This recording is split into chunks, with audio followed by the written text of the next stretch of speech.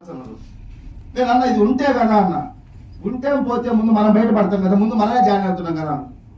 వీళ్ళమ్మడి తిరిగితే నా గొంతు కూడా ఏదో ఒక రోజు కొడతారు అనుకున్నా. నేను 5,000 వచ్చిన రోజు నిలబడి కొట్లాడిన వెస్టీజులు గంజి దాగి కంట్రోల్ బియ్యం తీసుకున్నా. వెస్టీజ్ అంటే నన్ను కోస్తే వెస్టీజ్ వస్తుంది, కన్న తల్లిలాగా ప్రేమించి పనిచేస్తుంది వెస్టీజ్ని. నాకు డబ్బు వచ్చింది, గౌరవం వచ్చింది, పేరు వచ్చింది, నేను ఇప్పుడు ఏమైనా చేయొచ్చు, అలా ఫీల్ అవ్వట్లే. సేవ చేయాలి ఈ కన్న తల్లికి. ఈ తల్లి బాగుంటే 10 మంది జీవితాలు వెలుగుతాయి. దీన్ని మార్కెట్లోకి తీసుకెళ్ళాలి, ప్రజల్లోకి వెళ్ళాలి. మార్కెట్లోకి రాబోయే 10 సంవత్సరాల తర్వాత ఎంఎస్ఆర్ బతుకుంటే her wastage Ghar wastage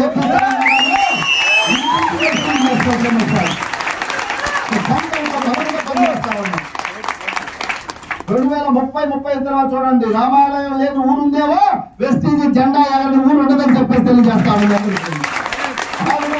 commitment తో ఒక సైన్యాన్ని తయారు చేశా. ఎంఎస్ఆర్ ఒక్కడు గొడవలేడు, సైన్యాన్ని తయారు చేశా. 1,00,000 మంది. మార్చలేవా చెప్పి తెలంగాణ భవిష్యత్తుని మార్చుదాం, మార్చుదాం.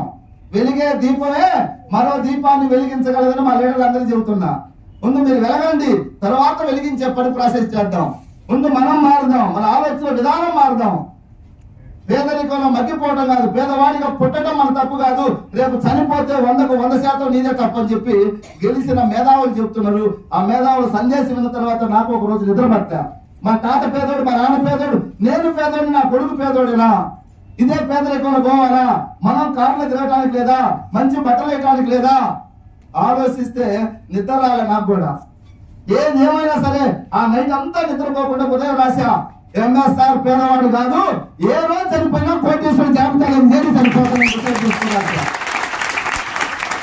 ఆ ఆలోచనలు లోపల బ్లడ్ కూడా కదులుతుంది, షేక్ అయింది. ఆ ఆలోచనలే ఈ రోజు అత్యున్నత స్థాయిలో నిలబెట్టింది, కొన్ని లక్షల మందికి మార్గదర్శకంగా నిలబెట్టింది. దయచేసి మీరు కూడా వృతా భక్తిగా ఎంతో కొంత హెల్ప్ చేద్దాం. ఈ దేశానికి మహానుభావులు అంబేద్కర్ గారు, అబ్దుల్ కలాం గారు, స్వామి వివేకానంద ఇట్లా చెప్పుకుంటూ పోతే ఎంతో మంది వాళ్ళ జీవితాలు సమాజం కోసమే పోరాడారు కదా. ఇదే నెల కదా వాళ్ళు పుట్టింది కూడా, ఈ భారతదేశమే కదా. ఈ భరత గడ్డ మీద పుట్టిన మహనీయులు పుట్టిన గడ్డలో మనం కూడా ఉడతా భక్తిగా వాళ్ళ ఆశయాలకి, మంచి కుల మతాలు లేనటువంటి సమాజం, పేదరికం లేని నవ సమాజం కోసం పాటుపడిపోయిన వాళ్ళు మనం కూడా ఉడతా భక్తి ఎంతో కొంత హెల్ప్ చేద్దాం. నీ దగ్గర శక్తి ఉంది, రా అందరూ కలిసిపోదాం. ఆ నెగిటివ్ మైండ్ పెట్టుకొని నేనే మోనార్కుడు, నేనే తోపుకొని అది కూర్చుంటే ఏం ఉపయోగం నీ వల్ల సమాజానికి? ఏదో డైలాగ్ ఉంది కదా, ఏమరా బాలరాజు నీ వల్ల ఉపయోగం అని చెప్పేసి, ఏం ఉపయోగం? పుడితివి, తింటివి, పోతివి, ఇదే నా జీవితం అంటే. ఎక్కడే సజీవం. నేను స్వామి వివేకానంద రాసిన కొటేషన్, క్రిమి వల్లే పుట్టి క్రిమి వల్లే మరణించే కన్నా ఈ సమాజంలో నీకు కొన్ని ఆనవాళ్ళు ఉండాలన్నాడు. చదివినప్పుడు అనుకున్నా నేను, మనకు కాదు ఇదేదో ఐపీఎస్ ఐఏఎస్లకు మంత్రులకు ముఖ్యమంత్రులకేమో అనుకున్నా. అప్పట్లో వెస్టీజీలో మీటింగ్ ఉన్న తర్వాత అనుకున్నా, నేను క్రిమి వల్లే పుట్టినా క్రిమి వల్లే మరణించను, నేను పోతే 1,00,000 మంది గుండెల్లో నిలుసుకొని పోవాలని చెప్పేసి పోరాడితే ఈ సంకల్పం వచ్చింది. ఏ రోజు నాకు తెలుసు అని అహంకారం రాలే, నాకు ఇప్పటికీ రాలేదు, నేను ఉన్న రోజు రాలేదు. నాకు నిరంతరం నేర్చుకుంటూ, తెలుసుకుంటూ, అందరినీ ప్రేమిస్తూ, గౌరవిస్తూ ముందుకెళ్తాను. సమాజానికి మనం పోతే కాపీ అదే మన ఆశయాలే. ఈ సంపాదించిన డబ్బు, ఈ కార్లు, ఈ హోదా మన ఎంట రాదు. నలుగురికి మంచి చేసిపోదాం, మంచి మాత్రమే చూద్దాం, మంచి గురించి ఆలోచిద్దాం. ప్రతి మనిషిని కూడా మనం చేతనైనంత వరకు మార్చడానికే ట్రై చేయాలి. ఎవడా కాదా? వీడు పనికిరాడు, వాడు పనికిరాడు, వీడు పనికిరాడు, వీడు పనికిరాడు అంటే లాస్ట్ నేను పనికిరాడు. అందరినీ గౌరవిద్దాం, ప్రేమిద్దాం, అభిమానిద్దాం, ఆరాధిద్దాం. ఒక్కొక్కరు టైంకి ఒక్కొక్కరు మారుతారు. ఒక్క మీటింగ్ లోనే కొంతమంది మహానుభావులు వాళ్ళని బుజ్జగించి, లాలించి, ప్రేమిస్తే 30, 40, 50 మీటింగ్కి వచ్చినాక మారిన వాళ్ళు కూడా ఉన్నారు. ఎవరు ఎప్పుడు మారుతారో తెలియదు.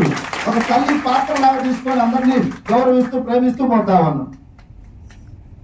సో వెస్టీజీ గొప్పదే, మనవాడికి అర్థం కావడానికి టైం పడుతుంది. ఒక్క మీటింగ్ లోనే మారలేదని అతని మీద మనం డూమ్డామ్ అనడానికి లేదు. అవునా కదా? తల మీద శనిగ్రహాలు ఎన్నో సంవత్సరాల నుంచి ఉన్నాయి, ఒక మీటింగ్ లో పోతాయి సార్. టైం పడుతుంది, మెల్లమెల్లగా. మొన్న ఒక ఆయన అడుగుతున్నాను నన్ను, సార్ ఈ షాంపూ వాడితే, మీ షాంపూ వాడితే సుండ్రు పోతా అన్నాడు. ఎవరు షాంపూ? నేను తయారు చేసిన అంటే నెగిటివ్ పర్సన్ అని కిందికి పైకి చూసిన. సార్ షాంపూ వాడితే చుట్టూ పోతుంది కానీ దరిద్రం పోస్తారు. అదే సార్ నీకు ఎంత వస్తున్నాయి సార్ జీతం అంటే నాకు 25,000 అన్నాడు. మరి దరిద్రం కాదు 25,000 జీతం అంటే పేదరికం. ఒక 4 మీటర్లకు రాసారని చెప్పారు, రాలే 6 నెలలు అవుతుంది. మనం ఏం చెప్తాం, చుట్టూ పోతే ఏమి ఉంటాయి సార్, డబ్బు కదా కావాల్సింది. నిజంగా చెప్పాలంటే నన్ను కూడా స్టార్టింగ్ లో మా వాడు ఒకడు అన్నాడు, ఈ నీమ్ సోప్ వాడిను. నీమ్ అంటే ఏంది, వేప తులసి పుదీనా. నాకు కరెక్ట్ తెలియదు, అందుకే వేపని కాడ అయితే మీరు వాళ్ళే.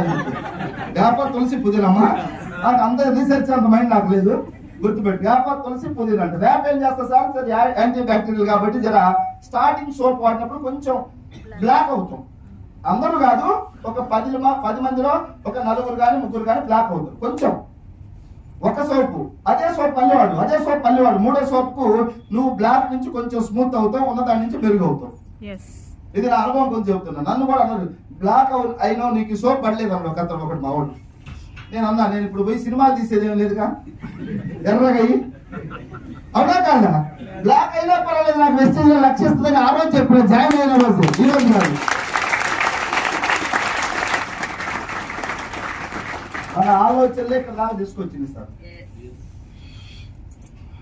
నీ ఆలోచనలే మీ ఫ్యూచర్.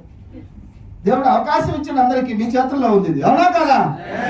జర అందరూ పాజిటివ్ ఆలోచించండి. వెస్టీజ్ దొరకటం పూర్వజన్మ సుకృతం. ఇప్పుడు మీకు ఇప్పుడు అర్థం కాదు, చెట్టు నాటిండు, రేపు కాయలు తినేటప్పుడు తెలుస్తుంది. ఈ రోజు నేను వెస్టీజ్ లో జాయిన్ అయినప్పుడు నేను ఒక్కనే వెస్టీజ్ కి దండం పెట్టేవాడిని, గౌరవించేవాడిని. ఈ రోజు మా అత్త, మా మామ, పిల్లడిచ్చినా, మా భార్య వాళ్ళ చుట్టాలు, మా కొడుకు, కూతురు, వాళ్ళ మనవాళ్ళు అందరూ దండం పెడతారు వెస్టీజ్ కంపెనీకి. ఎందుకంటే